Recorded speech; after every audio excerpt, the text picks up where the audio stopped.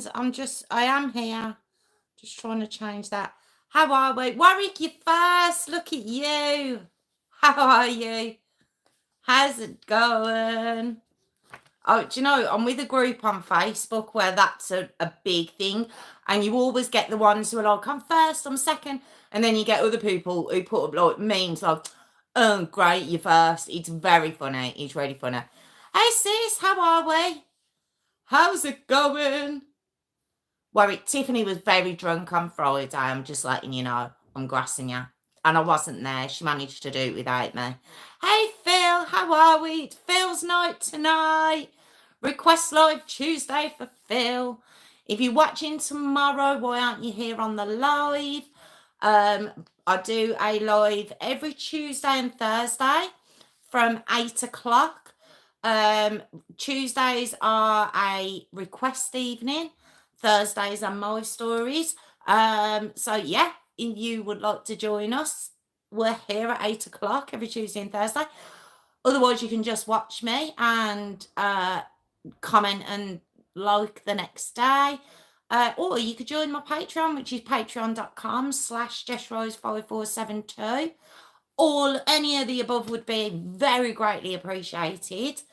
So, like I say, I'm not talking to myself. It is a live. If you can bear with me a second, we will start the story, I don't know, in a couple of minutes. While I just say hi to everyone. Hey, Soph, how are we doing? How are we? Sweet cheeks. That's hilarious. That's funny. How's your head anyway? You haven't answered me. You haven't answered me, Tiff. How are you? How have you been? Hasn't the weather been lovely as well?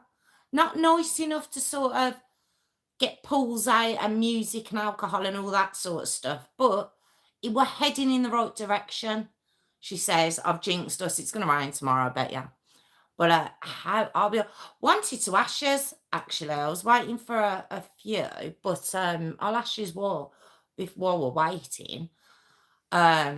Yes, I heard you was. I heard you were floating, actually. I did hear that.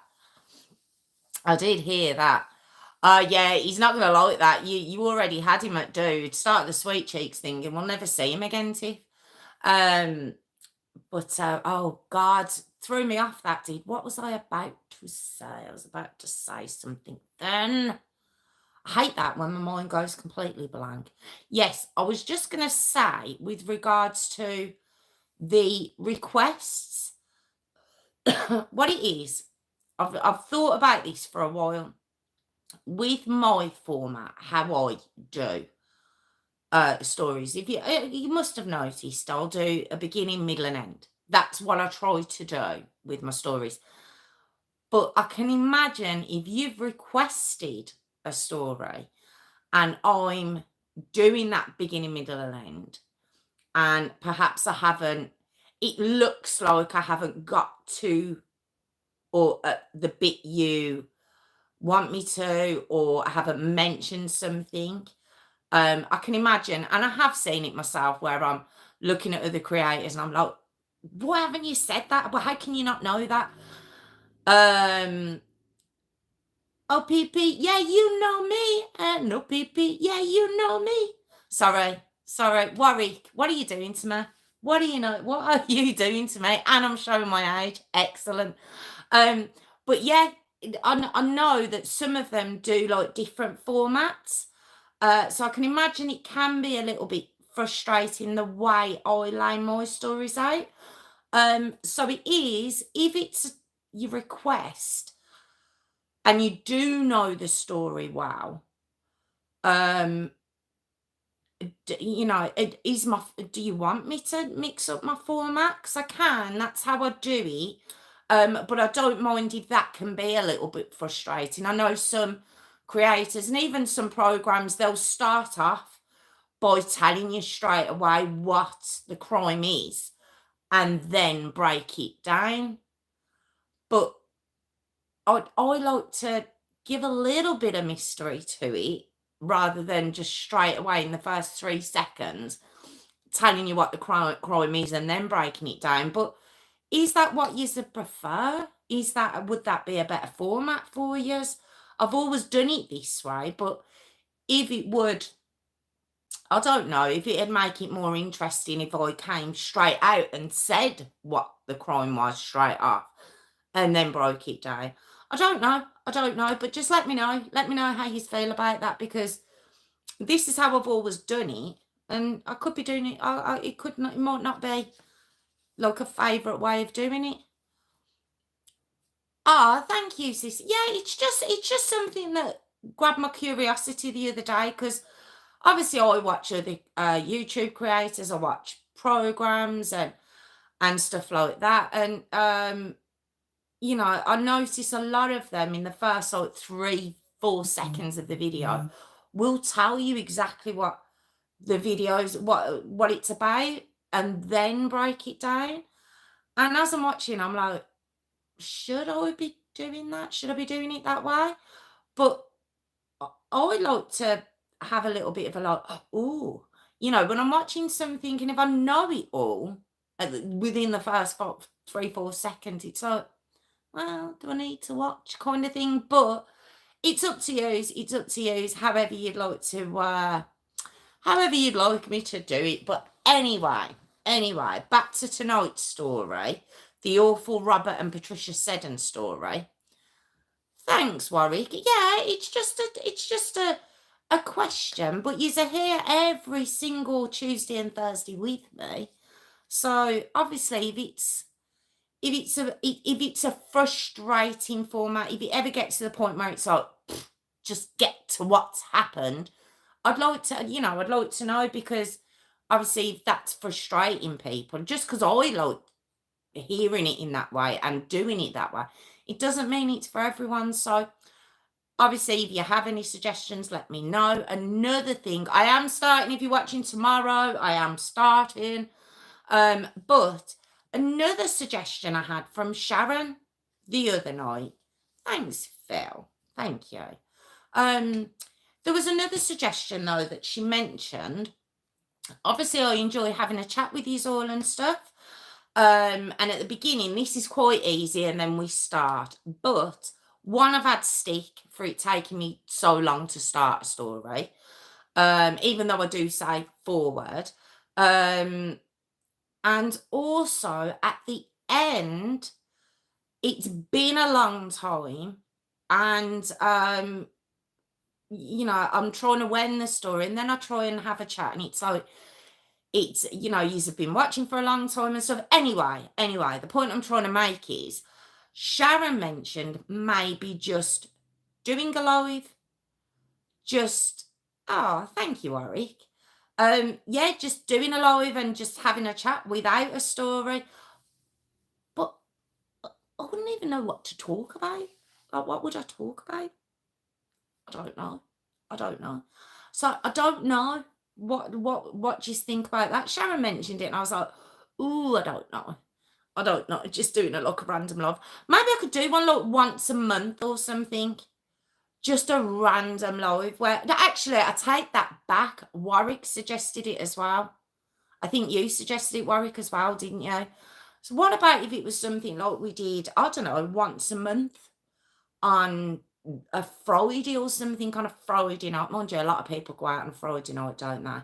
Look, one of the evenings, and we just have a chat rather than a story. But leave it to the chat.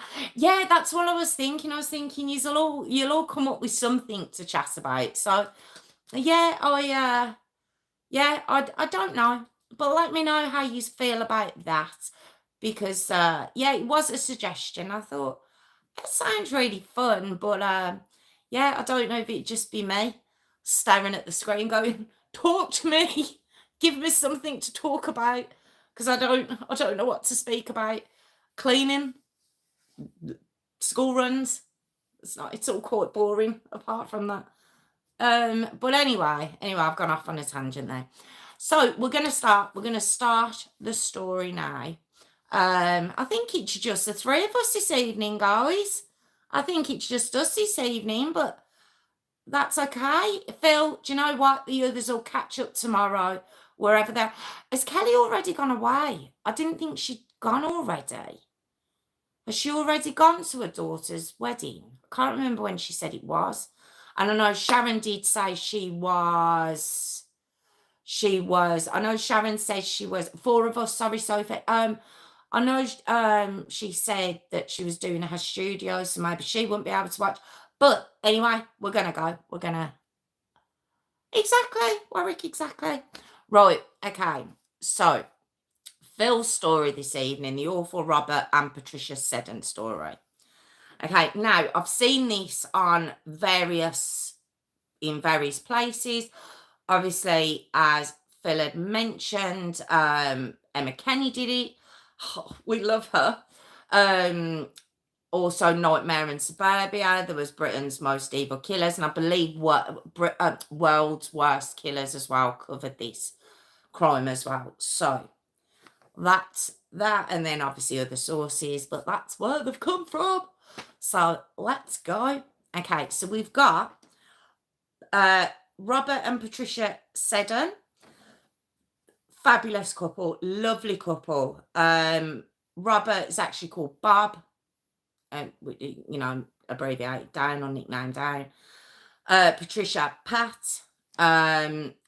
From what every place I've seen, a really kind, generous, loving, easygoing couple. They were actually married in 1966. So just a very sweet couple. Just I've seen nothing negative about these pair whatsoever. Just a lovely couple. They lived married and lived from what I can tell for the majority of their lives in Greater Manchester in a place called Sale. They have a son called Stephen, who was born in 1966, and a daughter called Leslie, who was born in 1967, so just a year apart. Now, Leslie herself was diagnosed with epilepsy at age 7, so needed quite a bit of care. Bless her, Leslie.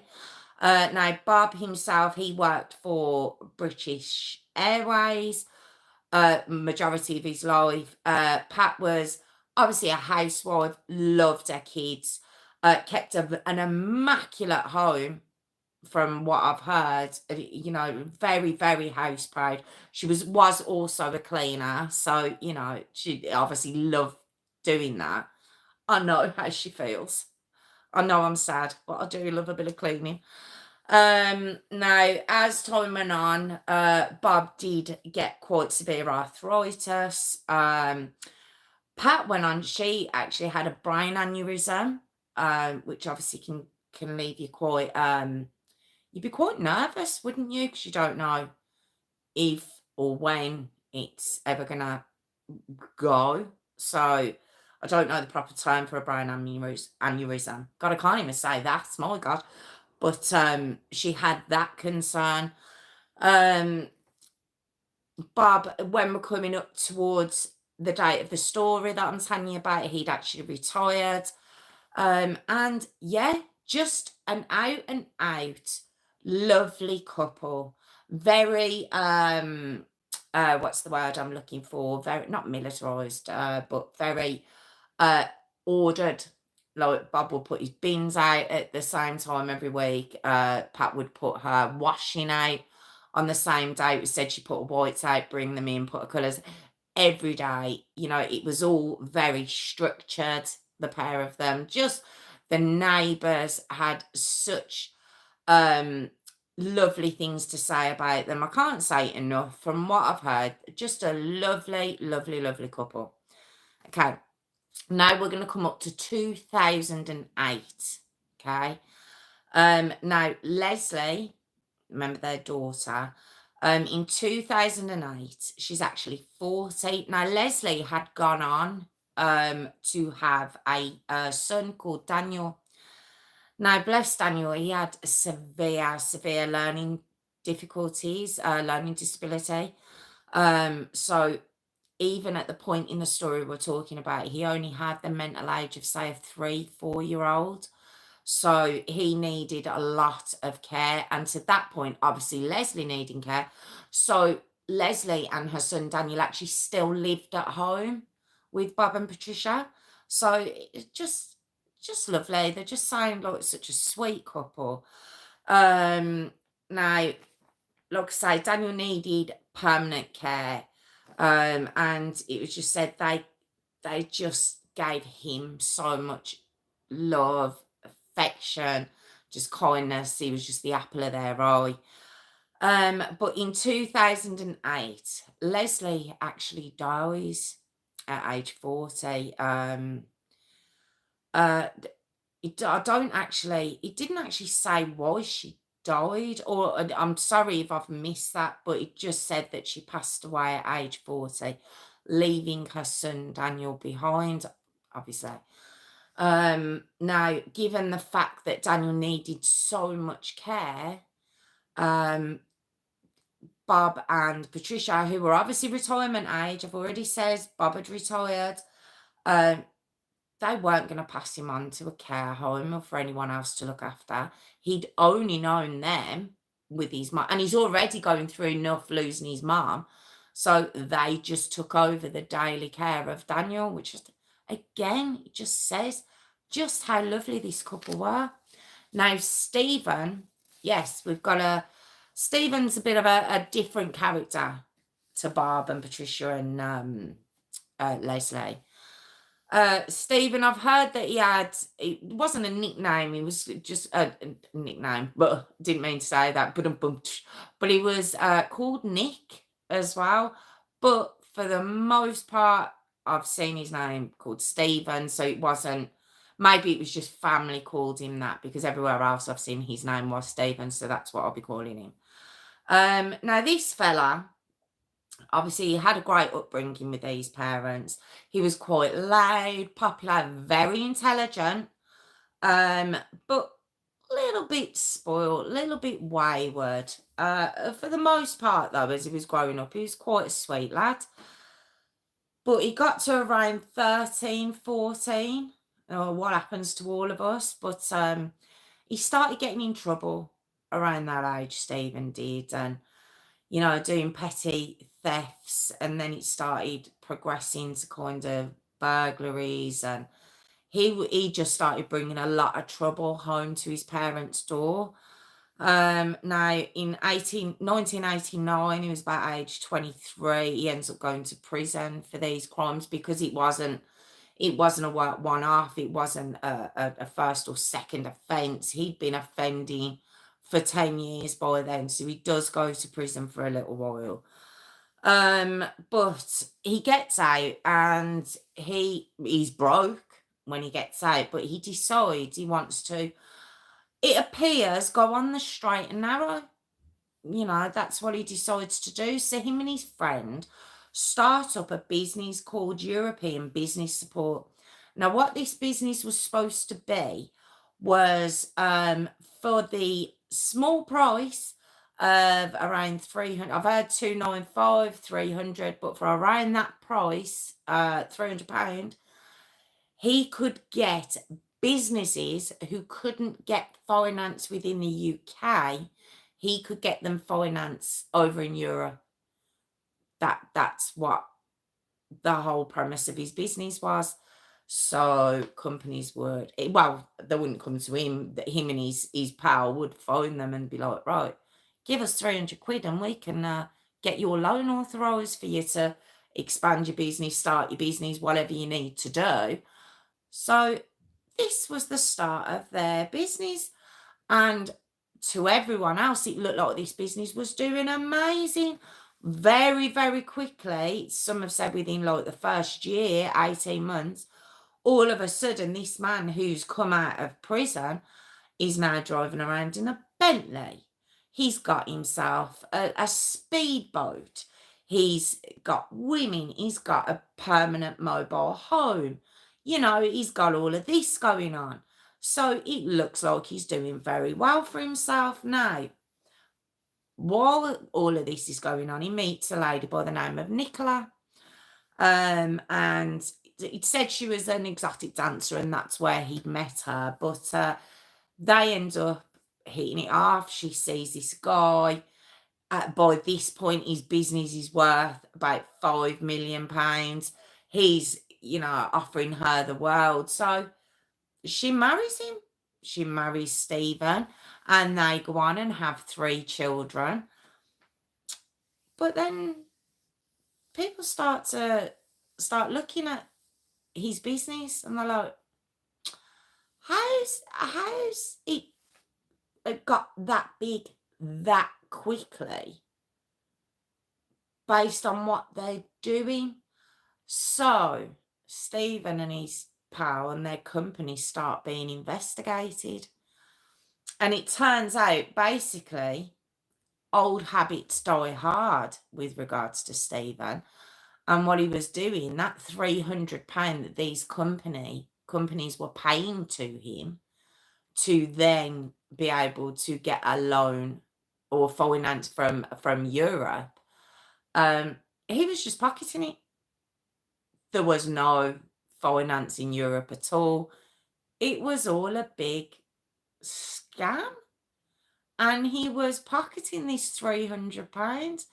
And, I've heard it said that, it was that price, 295, 300 that way, because these companies would think, well, that's not too bad if we can get this finance.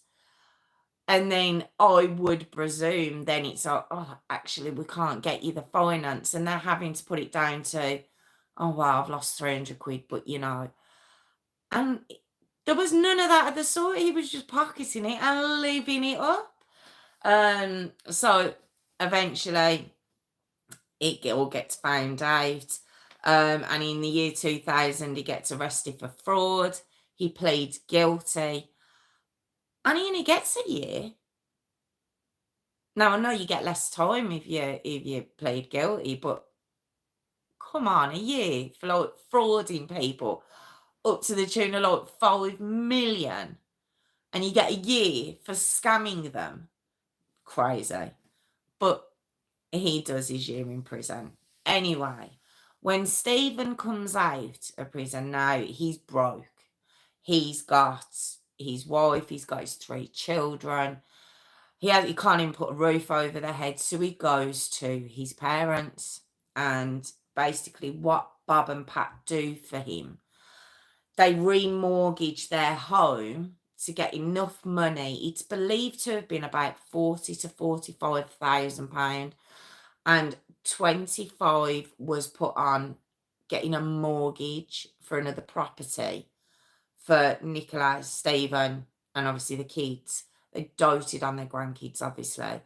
And then there was another around about 22,000 that's given to him just to get himself back on the straight and narrow, and to get themselves straight. I mean, that's a lot of money around the early 2000s. It's a lot of money. It's a lot of money now, but this is the people they were. They were just really, really kind. That's all. It's the word that comes to me when I was making notes about this couple and learning about them. Just kind is the one word that just really stands out to me about these two. So basically, the £22,000 they give him was not just the 40. It was 40 odd. But then half of that was to get a mortgage, and the other half was to get back on the straight and narrow. Also, he had like parking fines and things like that. So they just wanted a complete blank slate for him.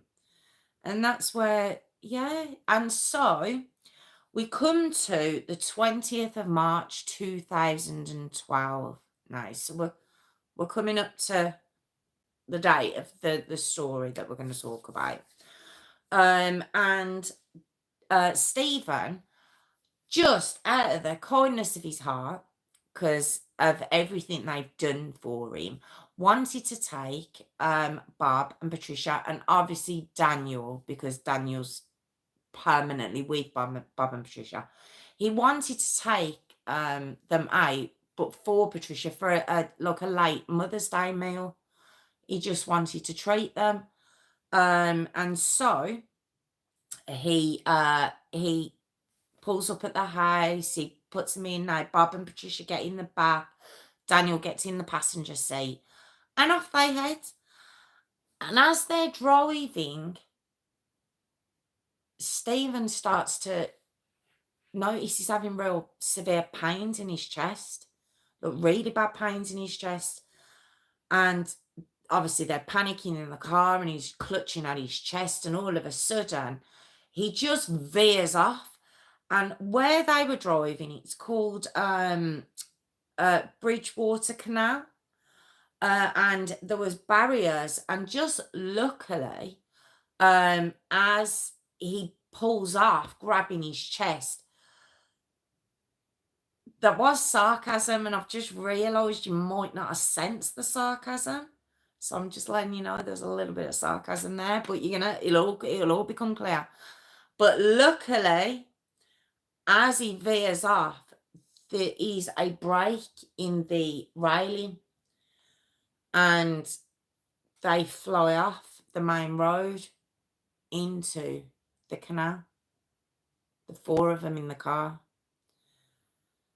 Okay, so luckily, Stephen manages to have to hand like it's like not a knife, or it's a crook lock.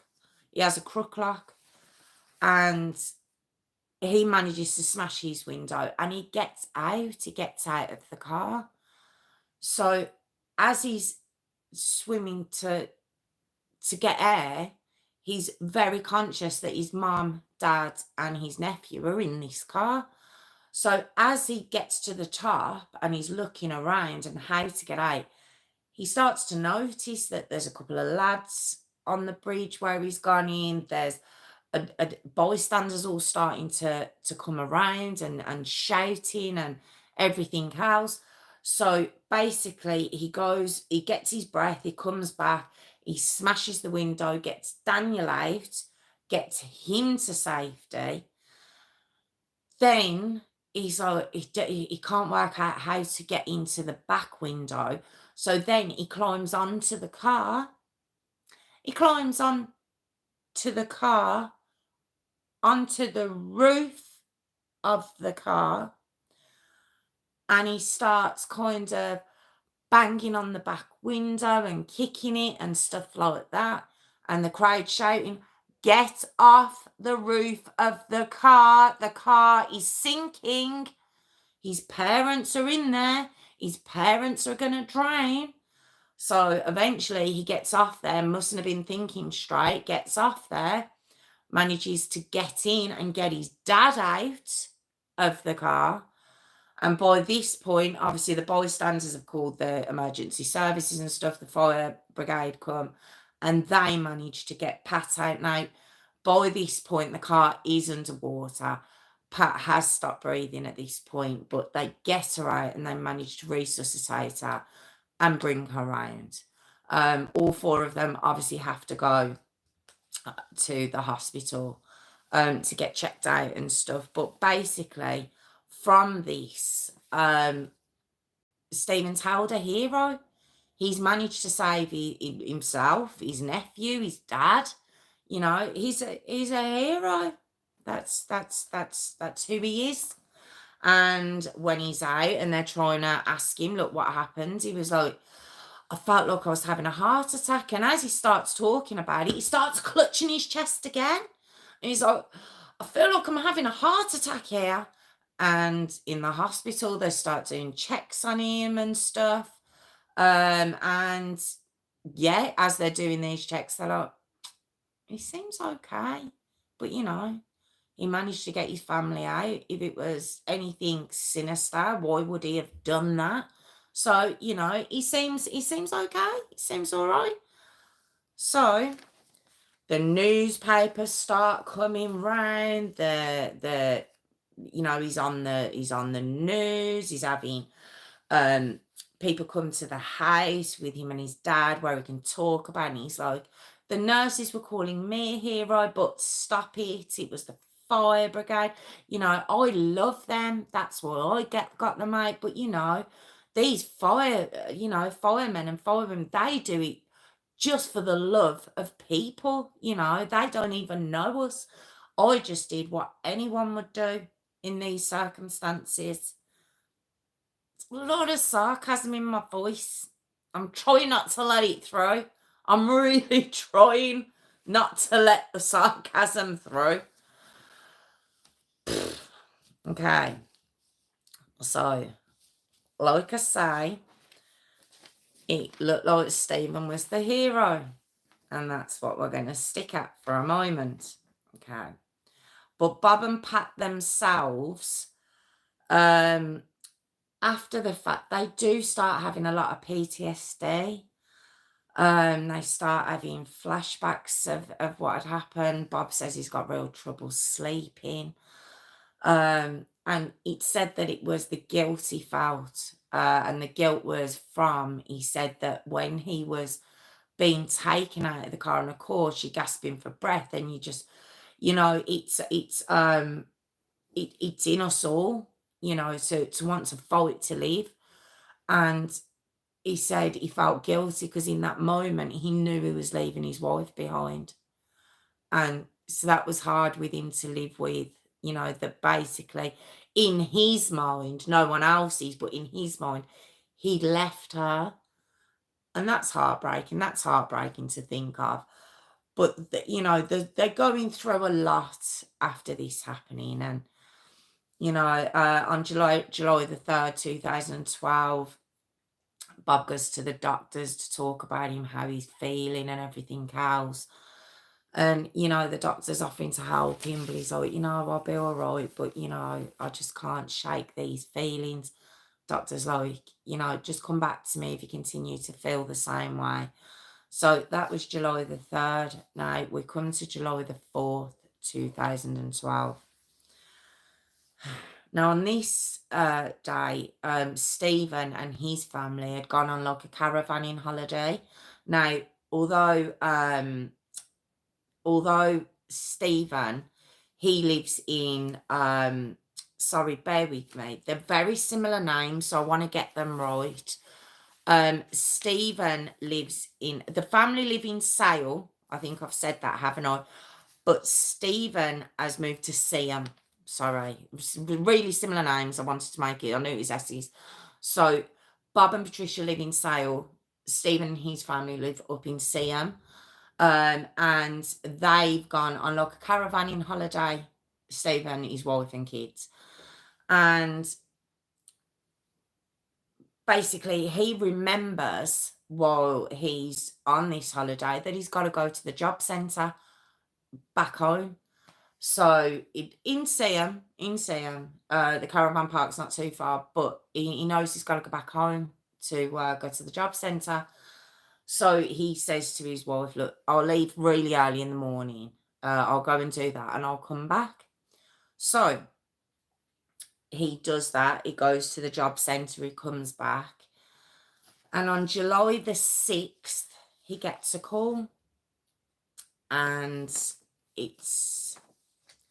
unfortunately, it's a call to say that Bob and Patricia have not only been found dead in their home, the police believe it's murder. Okay. And basically how they'd been found was Daniel had been on a respite trip, and basically remember I said Daniel has really severe learning difficulties to the point where he's got the mental age of about 3. So just to give them a bit of help, because they are, they're retired age, that, they will get tired. They've just been through a lot of stress over the past couple of months after the crash. So they do get like this respite every now and again. And this is where Daniel had been. Now, Daniel came home on the 6th of July, and the man who brings him to the door knocked on the door, and there's no answer. And when the man went round the side, knowing this is so unusual because Bob would normally meet him down at the bus with his slippers on, waiting at the door, or you'd have Pat just waiting at the door for him. When neither of them were visible, the guy, the carer who was with Daniel, he goes round the side of the house, and when he looks through the window, he can see Bob sat on the sofa, but what he can see in his hand is a gun. So he phones the police straight away. And when the police come round, sorry, I've just been told his name was Fergus. Sorry, I hadn't realised his name. Thank you, Phil. Thank you.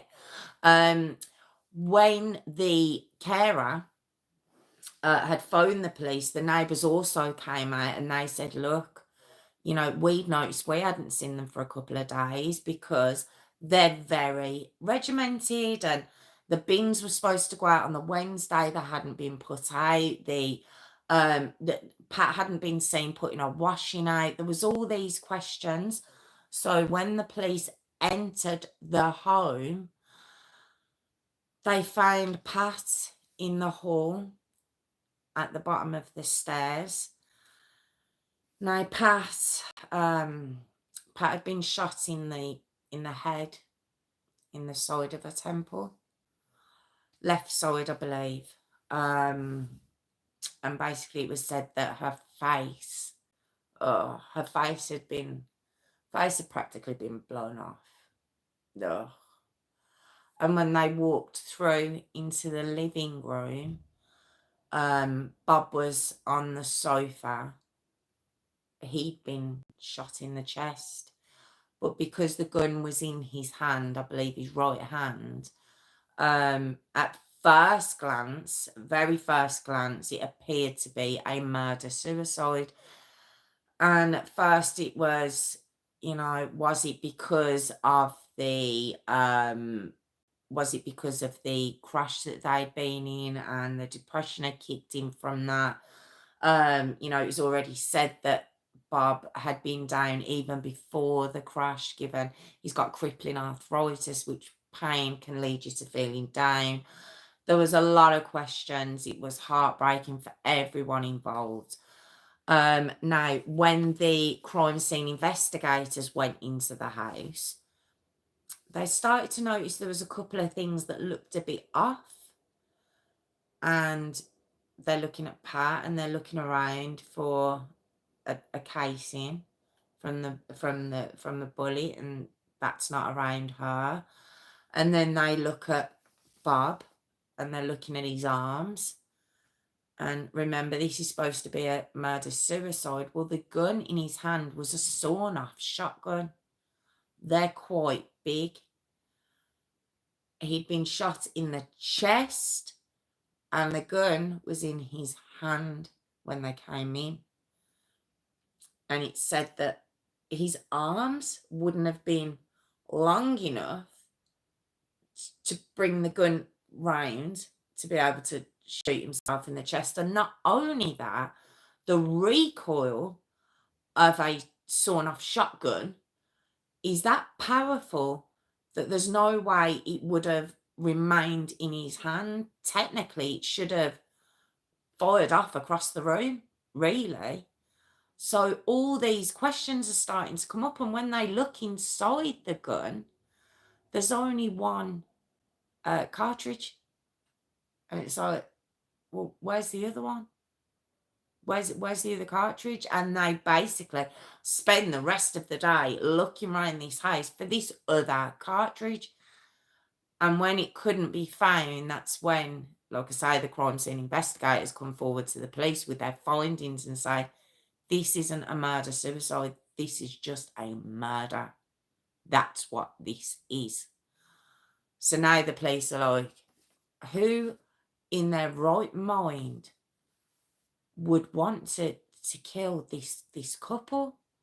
Who in their right mind would want to do that? They're such a kind, everyone they spoke to just said they were just such a lovely couple who were looking after their grandson after their daughter had died. So they knew there was another member of the family that they needed to get in touch with. So like I say, They called Stephen. And Stephen's response was a little bit unusual. Stephen's response was, what am I going to do now? Who's going to pay the mortgage? The mortgage is in my dad's name. I'm going to lose my house. No. I can understand. No, I can't understand that. What I was about to say, believe it or not, was I could understand that in time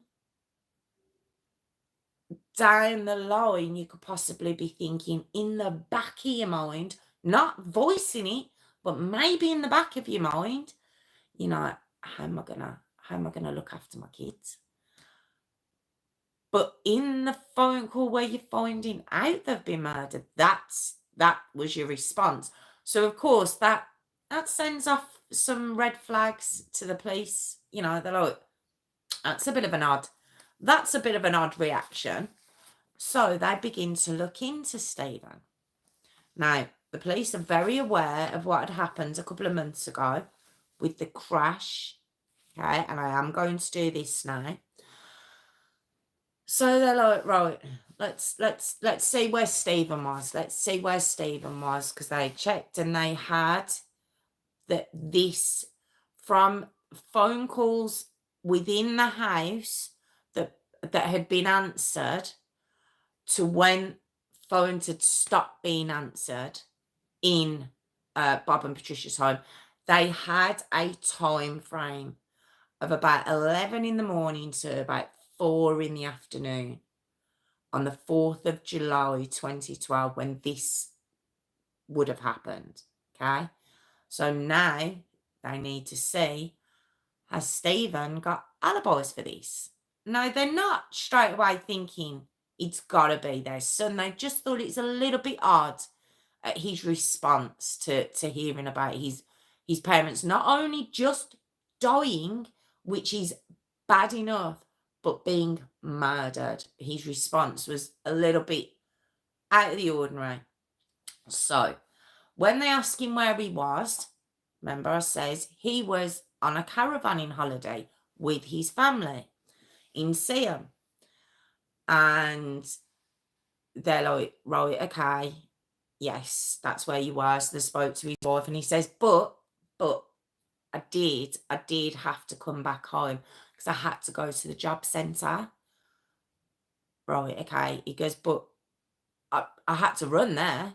I was out of breath and everything. I didn't have a car. And I'll tell you how I didn't have a car, because the electric had gone off. And they're like, right, okay, start again.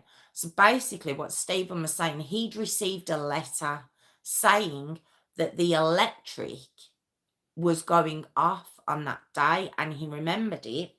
And basically, he remembered it when he was talking to them, but on that day, he says he forgot.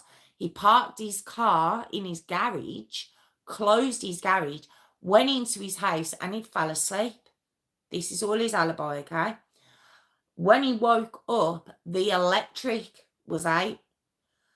So he's checked the time, realised he's late for this job centre appointment, or would be late, flew out of the house to go and get his car out the garage. The electric's down. He can't get in the garage. So he has to run to get to his job centre appointment. That's what he says. He says he went to the appointment. He says there'll be CCTV of him being at the appointment. Then he came back. By then, the electric was back on. He got in his car and he went back to the caravan site. That's his alibi.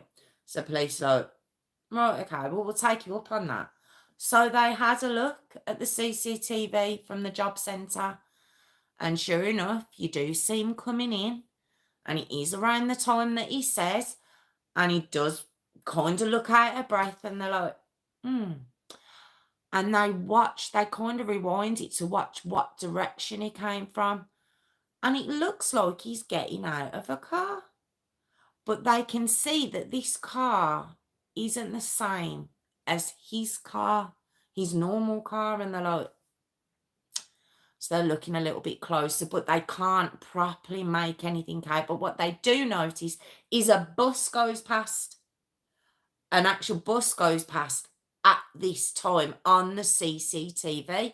So they find out what bus it is. It's very clever. It's very, very clever how they did it. They check where the bus, what bus it is, what time it was, and they get the CCTV footage from the bus that would have been passing that car. Now, when they find the footage, they can see it's a blue BMW X Series.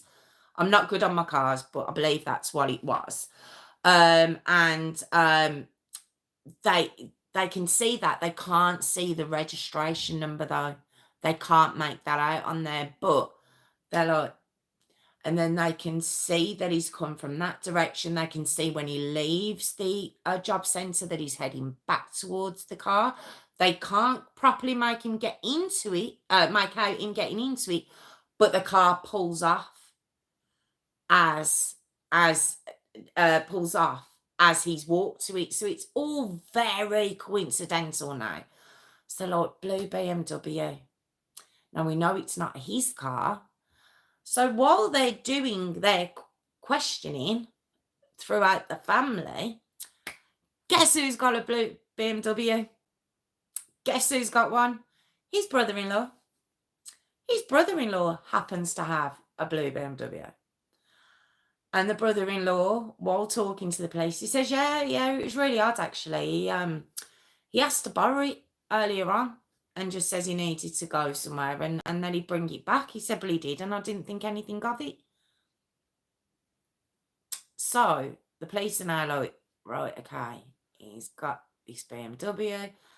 We know whose it is. They've got the registration number. So then they put it into like a national database where if they've got a registration, it's very clever. I didn't even know they could do this.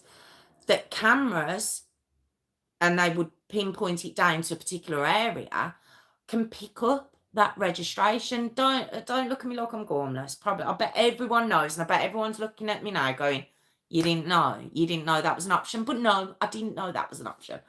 Anyway, so they put this in, they put the registration number into this database, and what do you know? There it is. There's the car picked up in Sale, not far from his parents' house. Okay. So they're like, okay, we're going to bring him in. We're going to bring him in. We've got enough now. So they bring him in and they start to poke holes in his alibi now. And they're like, you said you weren't in Sale. You says you were only in Sam. You went back. You said that's where you was. You didn't come to Sale. And he's like, well, I didn't. And he starts fobbing him off. And in the end, he goes, actually, do you know what? I've remembered. I was in Sale. I was there. And they're like, okay. He's like, I was buying drugs. I just didn't want to tell you. Okay. All right. But we're investigating the murder of your parents, and you're worried about that you went to pick up some drugs. Like, what drugs were they? Just out of curiosity, I don't know. But so that's what he tries to say he was doing. Well, now we come to 2012 because he gets arrested for the murder of his parents. And now I'm going to tell you exactly what happened. Okay. Now, he did go on holiday. He did go on holiday with his family. But what had happened is Stephen was broke. Stephen was broke to the point when they checked his bank statement, the guy had about a $5 in his account around about that time. He was broke. And when Leslie had died, obviously Stephen's sister, Bob and Pat had changed their will to make Stephen the sole heir. She said, look, the only inherit. He's the only one who inherits. I can't think of the saying, but the only person who would inherit their money. And it was said to be about £230,000. So that's what they've done. They changed their will. Obviously, the police had found that out. He's broke. So they were starting to wonder, the crash. Remember the crash? Now, when they checked back regarding the crash, Stephen had a car. He had his own car, but he'd hired a car that day to take his mum for her belated Mother's Day meal with his dad and his nephew. He'd hired a car, but he'd paid the excess insurance on this hire car that he was only going to have for a day. Like he knew that perhaps there might be an accident. But now this is a brand new car, brand new hire car. But along for the ride, he brings the crook lock. Was it a crook lock I said? Yeah, crook lock and a knife. And basically, when that car went into the water, he used the knife to cut his seatbelt off. This is what we're saying. And the crook lock to get out of his window. Okay. And his plan was just to swim off into the sunset. His nephew was in that car as well. But when the crowd and all the onlookers were starting to shout and scream and everything else, that's when he felt like, oh, I can't do this. I'm going to have to try and save them. And that's where that came from. He had no intention of saving them, them parents or his nephew. He had no intention of it at all. Hence the reason he was seen practically jumping on the car to try and get it to sink quicker. So there was that. There was questions over that, of course. And then, given the fact that he was, he was set to get this inheritance and he's broke, it was said that on that morning, when he drove from the caravan site, he went back home. He already knew that the electric was going to go out that day because he'd got the letter weeks beforehand. He deliberately put his car into the garage. Not only that, he'd left his mobile phone back at the caravan park. Thought he was very clever. But went to his brother-in-law to lend the car. It's like he was so arrogant. He was stupid, that kind of way. He goes and gets the car, and then he turns up at his mum and dad's house. Now, I've heard that he knocked on the door and was let in, or he let himself in. Now, it's not unheard of for a son, daughter, a child to have a key to their parents' home. So I've heard both cases. But either way, when he approached Bob, his dad was on the sofa. Pat was actually upstairs hoovering. And it was said that he would have caught his dad completely off guard. And he shot Bob first. Okay. He's then walked out into the hall where Pat, hearing that noise above the sound of the hoover, has turned the hoover off, come down the stairs to see what's going on, and only got to the bottom of the stairs before he shot her in the side of the head. Oh my God, it doesn't bear thinking about. But after another thing that was his undoing, which was not only lending his brother-in-law's car, it was also the fact that when he shot Bob, he took the casing out and put it in his pocket. He took that casing with him and then shot his mum. Then walked back into the room and put the gun in his dad's hand for the murder-suicide story. And it was said that all in all, that took about 20 minutes. About 20 minutes to murder his parents because he wanted the money. There was also something that was said that he'd been in his local pub like a couple of weeks beforehand. Sorry, a couple of months beforehand.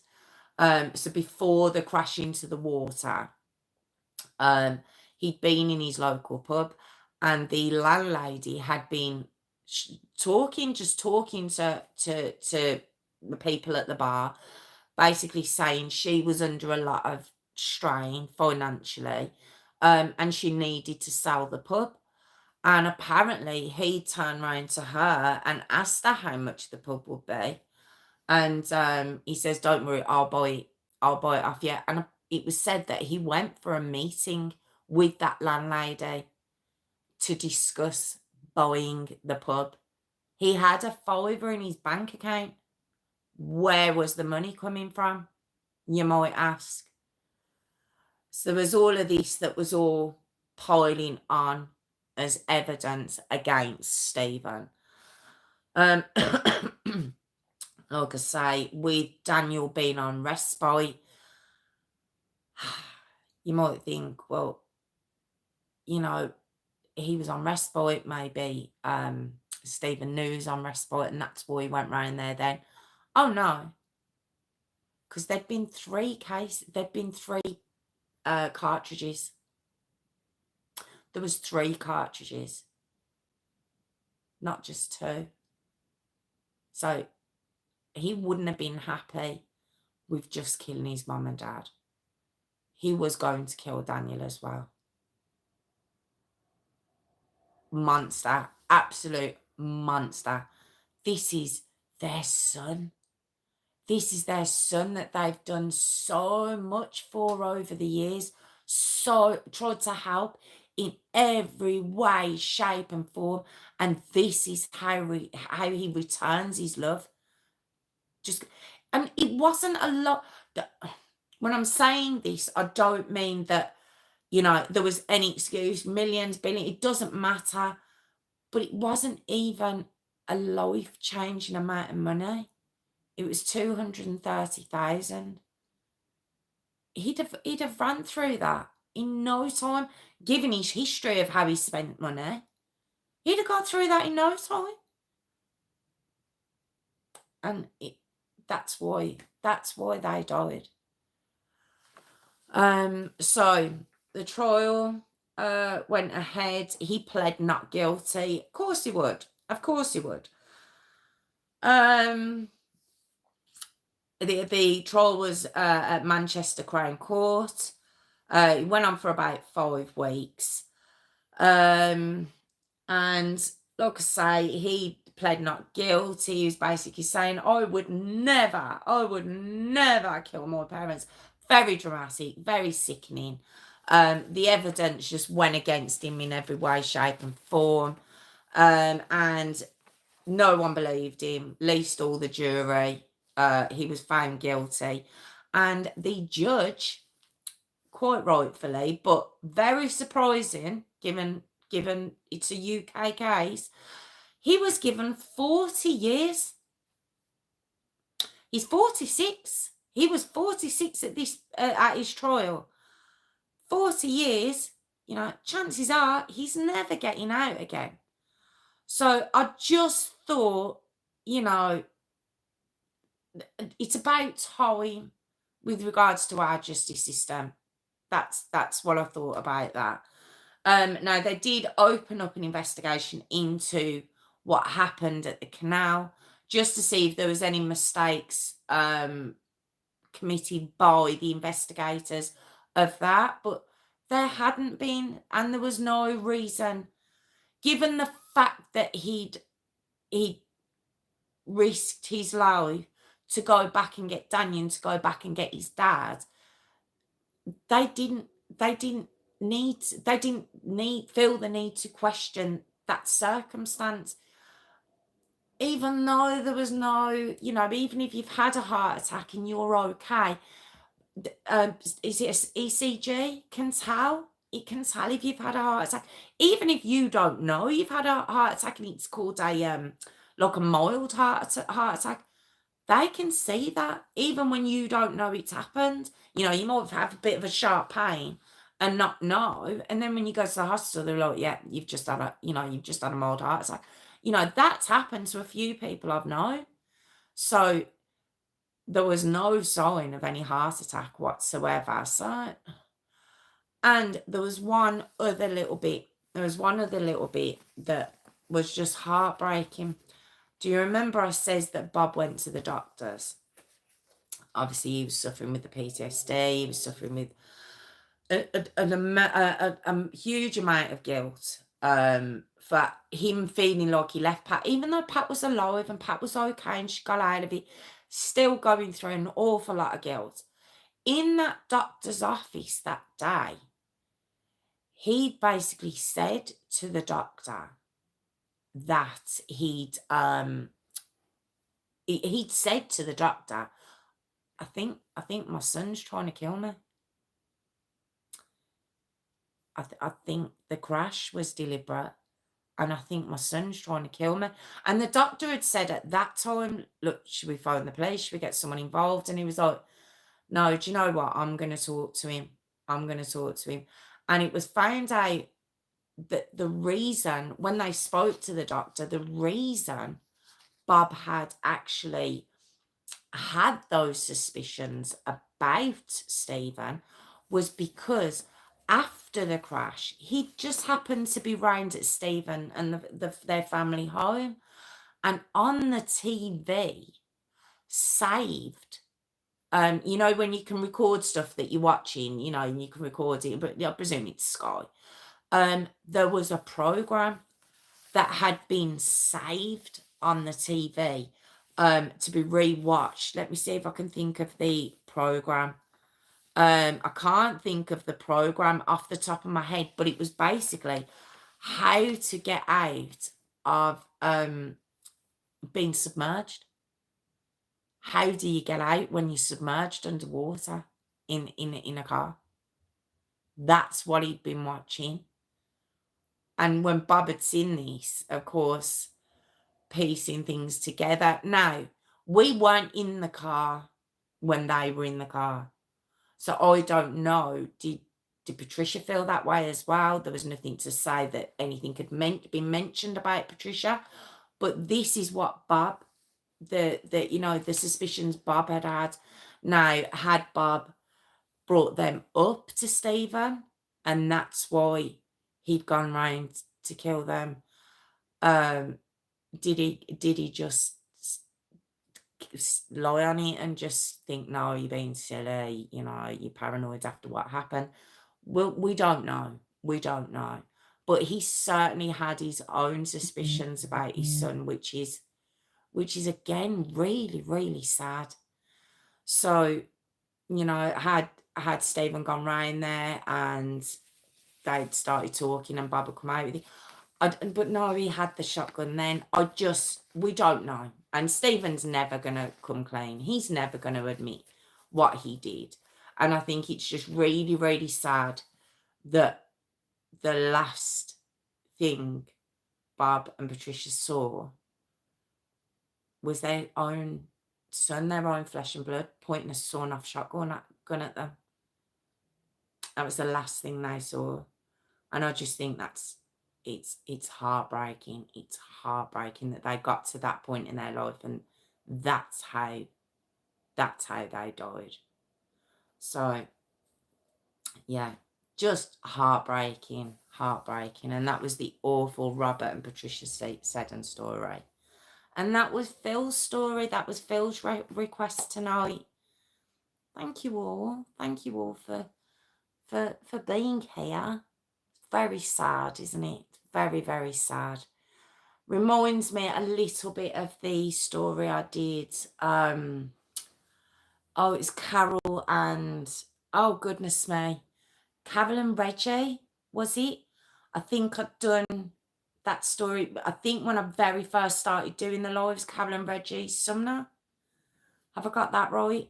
Where it was, I mean, that wasn't actually their child, but she was so close to them from a young age that they treated her like you know, a child, one of their children. And you know, I've obviously covered their story, but when they were buried alive, it's just crazy to me. It's just crazy. I can't get my head around it. It's just very, very, very sad. It's really, really sad. So, yeah, thank you. Thank you for joining me. Was that okay, Phil? Was that all right? Was that okay? Did I remember? I noticed the name that you mentioned. Was it Fergus? Did you say? Thank you for that. I hadn't realised that was his name. Was there anything else that I'd missed at all? Because I did try to make sure I had everything, and I was trying to do it in a certain order, but I don't know if I got. Hopefully, I got everything. It's really hard when it's someone's request because, you know, they will probably know if obviously if I don't know the story, there's a chance that you'll know it far better than me at the time. So I do like to try and really put a lot of research into it because it's like it's pressure. It's like they know this story really well, and I need to make sure I know it just as well. Otherwise, you're going to be screaming at the screen. You forgot about this. Did you not see this? So I do like to hopefully make sure I get every like little detail in there. But where is Phil? Why is no one talking to me? Is everyone gone? Where are you? Where's everyone gone? If you are watching tomorrow, please, if you'd like to join my Patreon, it's patreon.com/JessRose5472. As Warwick had mentioned, I know Tiff does put it in the comments on the live, but if you wouldn't mind, maybe, there she is. Don't need a notification. We hunt you down to it. Oh, you don't get the notification, Warwick. That's terrible. Oh. I've heard that actually. I've heard people saying that. Who was it who said that before? Was it Natalie? It was someone, weren't it, who said they don't get the notification. I wonder why. I wonder if I'm doing something from my side. But I'm setting it all up the way I think I'm supposed to. Well, before I go live. It doesn't mention anything about notifications and stuff. But yeah, if you'd like to maybe write something in the main comments, we were discussing the other day. Okay, it's patreon.com/JessRose5472. Oh, thank you, Phil. Are you sure? Oh, I'm glad. I'd hate to miss anything out and have you screaming at the screen. You forgot this. I was going to say, yeah, if you could drop a comment in, like Warwick could mention the other day, because I know it does help the is it the algorithm and stuff. If you get like a few likes and a few comments, I know it can help things. So yes, and it's like people aren't listening to my jingle with the like, comment, subscribe. I don't know how to make it any more obvious. I don't know what else to do. It's very loud, so I don't know what else to do. Mind you, I should do it more at the beginning, really. But I think if I did my jingle at the beginning, I don't think anyone would carry on watching. It's only you guys that pull up with it. It's just yous. But what did you think about doing a live like once a month? Then just a chit chat live. Just a chit chat live. I could even do it over on the Patreon. Phil and Warwick. Right, okay. I know I keep mentioning this Patreon, you're like, what is it? Right. Basically it is a thing where you can it's what they call help out the channel. And of course, I'm not saying that because it doesn't help out the channel. Of course it does. But yeah, it's a monthly subscription. Right, so $2.99, is it? $1.99? $2.99? Tiff will tell you. But you don't have to do that, honestly. But if you did join the page, you don't have to pay to join it, do you? I don't think you do you?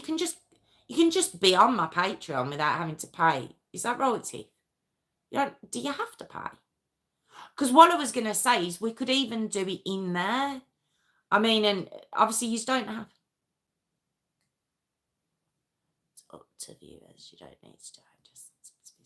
Oh, okay, okay. Yeah. So you wouldn't. So like, if you. Yes, Nightmare in Suburbia. That was a good one, and I've seen it on Britain's Most Evil Killers as well.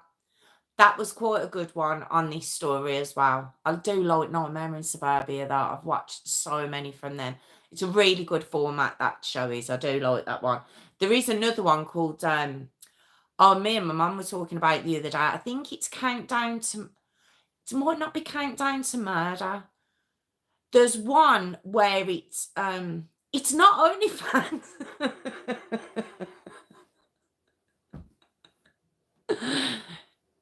Less than 10p a day. It's less than 10p a day, guys. It's less than 10p a day, and we can have live chats and stuff. No, I can't. Do you know what, Warwick? Honestly, this OnlyFans business, I'd have to pay people to watch me. Let's be honest. Let's just call a spade a spade. I'd be paying people. So we're not going to venture over to the dark side. I don't mean dark side. I kind of mean dark side. I don't mean dark side. I'm not judging. I don't judge anyone. But no, not me. Because like I say, I wouldn't get my bus fare home. I wouldn't make any money. Yes, you've got to say that. You're blood related. You look like me, so you have to say that. Oh, it's very kind, Phil. But no one's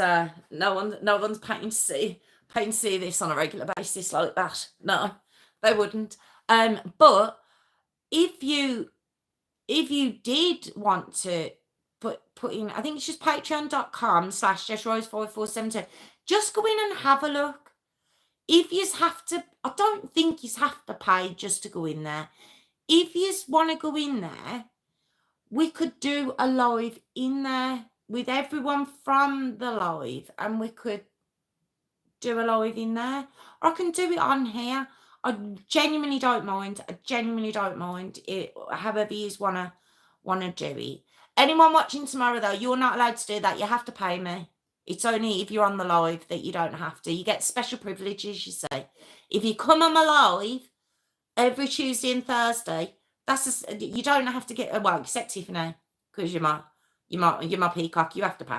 But if you come on my live, you, of course not. But if you're watching tomorrow and you're not on my live and you don't like, comment, subscribe, then you have to join my Patreon. You have to pay.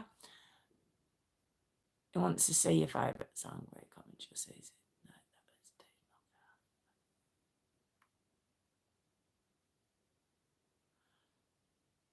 say it again. No, that was Warwick. He wants to see your favourite song. My favourite song. I haven't got a favourite one. I can tell you my favourite film, though. I can tell you my favourite film. I always say it's Shawshank Redemption, because it makes it sound like I've got a bit of substance, bit of something behind me. But if I'm genuinely honest now, and Tiffany knows this, it's The Karate Kid, the first one from 1984. If ever I see that, I have to watch. It's my favourite film ever. It just is. It just is. Okay, that's fair enough, Warwick. That's fine. Just like, oh, are you why noping me? Because I said it. Is that because I said it? Should I not have said it? It's Karate Kid and Short Circuit 2. I've done it now. I've let the cat out of the bag. There, my phone. Like, 'cause I love Shawshank. I do love Shawshank Redemption. Obviously, I do.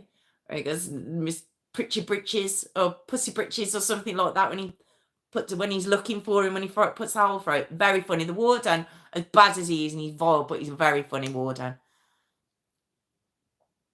I don't think I've seen The Wanderers.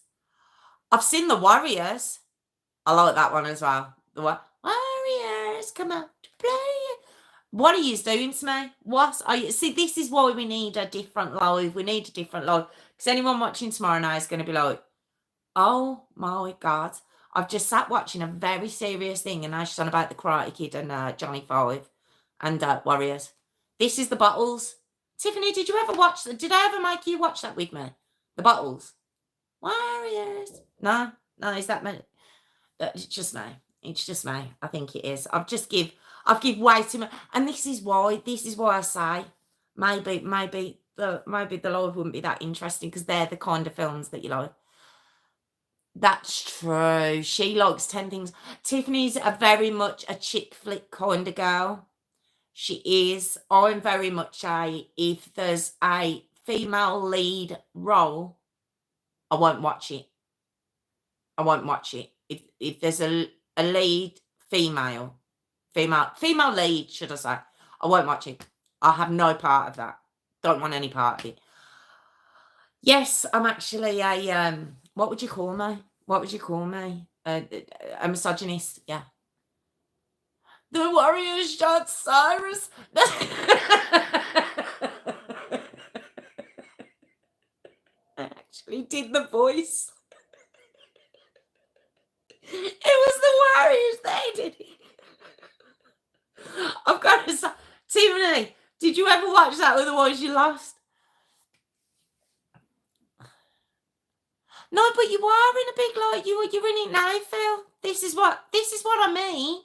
Just this. What we're doing now. Just there'd only be us anyway. And Cinderella story. See what I mean? See what I mean about this one? The chick flick girl. See what I mean? Do you know what I found out about that? I'm about to burst your bubble on a Cinderella story, sis. I was watching something the other day, and I don't know if you realise, but I didn't. In that film, Hilary Duff is 15. That Chad Michael Murray is 22. She's either 14 or 15, and he's 22. Just going to ruin that. I can get back to going. What is it? What does she call them? The DJ. What does the DJ call them when she's telling them all to go out? And then you've got, I can't remember it off the top of my head now, but it is a very good. I do like the Warriors. The baseball bat ones scared the life out of my brother for years. But I don't think it was actually the baseball bat ones that scared him because they weren't actually that great, were they? The three of them battered them. But the ones on the roller boat in the subway, I think they were. I think that was who scared him really. But yeah, did you know that, Tiff? Did you know that there was that age gap? A bit odd. No, I wouldn't do that to you, Phil. Wouldn't do that. Obviously, if it was something you wanted to do, but I wouldn't do that to you. No, I just meant something like this. Something quite easy going. I know it's just me you can see, which is... She does play Nowhere to Run. Yes, she does. Who's Cyrus's gang as well? What was their name? What were they called again? They weren't the Black Panthers. Were they? They weren't black. They wouldn't have been the Black Panthers. Were they? No, I don't think they were. But yeah, it was a good film. It was a good film. I might have to watch that again because he was such a creep. He was the fella from... He was in a film where it was Dirty Harry. The fella who... The Warriors, him... He was in a Dirty Harry film with Clint Eastwood on a bus, I believe. It was either Dirty Harry or it was Charles Bronson, one of the Death Wishes. I'm really showing the baseball theories. Your memory's ace. Yes, it was either Dirty Harry or it was one of the Death Wishes with Charles Bronson. That same fella from the Warriors, the bottles, he was in one of them on the bus. He's a freak in that as well. I'm showing my age, man. Showing my age. Right. I did that. Warriors, come out to play.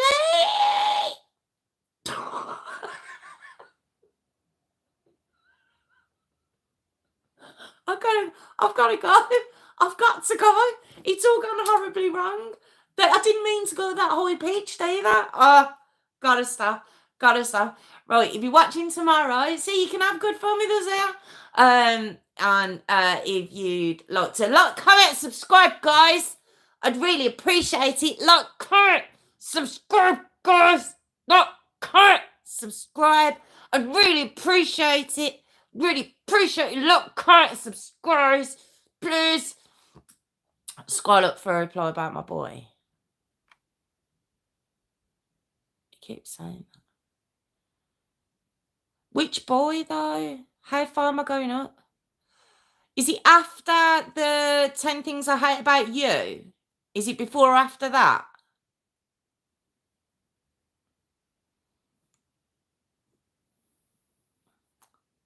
Oh, it's before then? Okay, hang on.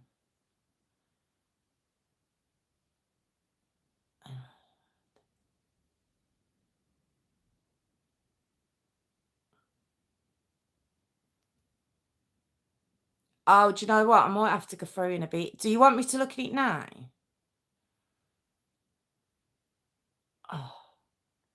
Oh, you've just been having a whale of a time, you three, ain't ya?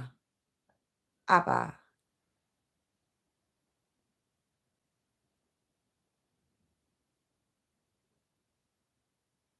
Oh. Quick note. It's a legendary song. Do you know what? I'm gonna have to go in after, sis. I'm gonna have to go in after because yous have written a lot. Yous have written a lot tonight. Thought 50 Shades of Grey. Oh no, that's far too mild for Tiffany Warwick. That's way too mild for Tiffany. That's not her thing at all. That's literally like a cuddly rom-com for Tiffany, that is. She's way beyond that, so. Sorry, sis, sorry. But I'll have a look through the comments. But thank yous for joining me again. Join us on Thursday, my night on Thursday. Not sure which one I'm doing for you, but it'll be my night on Thursday. But thank you for joining me. Thank you for do you know what? Come and join us in the comments. We have a great time before and after. Obviously, the middle is the story. On a Tuesday, it's a request. On a Thursday, it's the one I find for you. So I always try and find one that no one's heard of, and I always fail. So each week I go out with the intention of finding one that no one knows. But yes, thank you all for joining me, and I will see you all on Thursday. And have a think. Do we do a live like this? I mean, like Phil was saying, you know, if you don't fancy doing like a big Zoom thing, then we can just do it like this. It's entirely up to you. It was a suggestion from Sharon the once. I think Warwick had mentioned maybe mixing it up a little bit, you know, or we can just keep it as it is. Let me know. And yeah, I will see you all on Thursday. Like, comment, subscribe, guys. Like, comment and subscribe, guys, please. Like, comment and subscribe. Thanks, Phil. Night, Warwick. Night, Phil. Night, sis. Night, Sophie, if you're still here. I'm not sure if she's still here. She would have heard me through the wall anyway. So thank you all, and I will, yeah, I'll see you all on Thursday. I don't know where that accent came from.